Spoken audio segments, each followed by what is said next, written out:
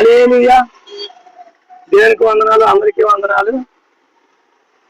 సర్వసంపన్నుడు, సర్వశక్తిమంతుడు నజరేయుడైన యేసు క్రీస్తు వారి రక్షిత నామంలో ఇక్కడ నేను దేవుని వాక్యాన్ని ప్రకటన చేయడానికి నిలబడి ఉన్నాను.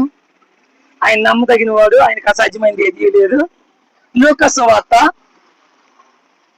20వ అధ్యాయము 37 నుంచి 38 వరకు చదువుకుందాం. లోకసువార్త 20వ అధ్యాయము 37 నుంచి 38. ఓకే. ప్రభువు అబ్రహాము దేవుడనియు, ఇస్సాకు దేవుడనియు, యాకోబు దేవుడనియు చెప్పుచు మృతులు లేతరని మోసే సూచించును. ఆయన సజీవులకే దేవుడు కాని మృతులకు దేవుడు కాడు. ఆయన దృష్టికి అందరము జీవించుచున్నారని వారికి ఉత్తరం ఇచ్చును. దేవుని స్తోత్రం. హల్లెలూయా. దేవుడు చెప్పే మాట ఏంటంటే,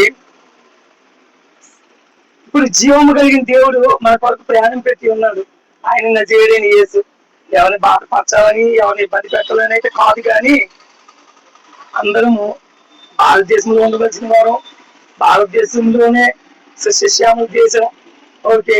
కానీ ఒకటి, నువ్వు ఎంత భక్తుడు అవు, నేనెంత భక్తుడు అవు, నువ్వు ఎంత నీతి మంత్రి అవు, నేనెంత నీతి మంత్రి అవు, కానీ ఈ లోకంలో మనకి అవకాశం ఇచ్చాడు యేసుప్రభు వారు. ఈ లోకంలో మనకు పరీక్షించుకోవడానికి అవకాశం ఇచ్చాడు యేసుప్రభు వారు.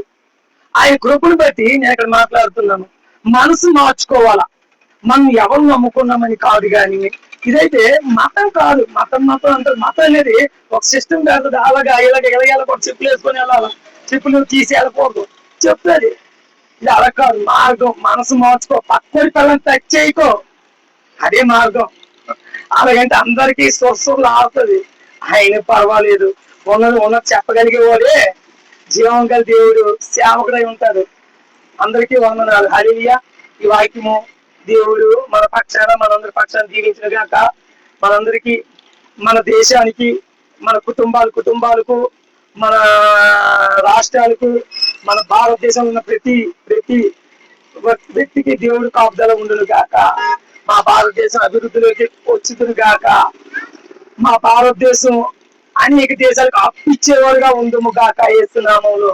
ఎందుకంటే జీవము గల దేవుని మాటలు భారతదేశంలో నడుస్తున్నాయి ఈ రోజుకున్నాం. ఎందుకంటే ఆయన నమ్మదగిన వాడు. ఆయన వాక్యం ఎక్కడైతే ఉంటారో ఆయన అక్కడ ఉంటారని మాట ఇచ్చి ఉన్నాడు. ఆయన మాట తప్పని వాడు. అలాగే అందరికీ వందనాలు. నా హిందూ సోదరులు అందరికీ వందనాలు. ఇస్లాం సోదరులకి సలాం లేకుం. నా దేవుని బిడ్డలకి నా హృదయపూర్వక వందనాలు. అంటే ఎవరికి వ్యత్యాసం లేదు. మనం అందరము ఏకముగా కూడి ఉంటేనే ఈ లోకంలో మనం జీవించగలము. మన వెనకాల తరములకి మనం ఏదైతే చూపించగలం.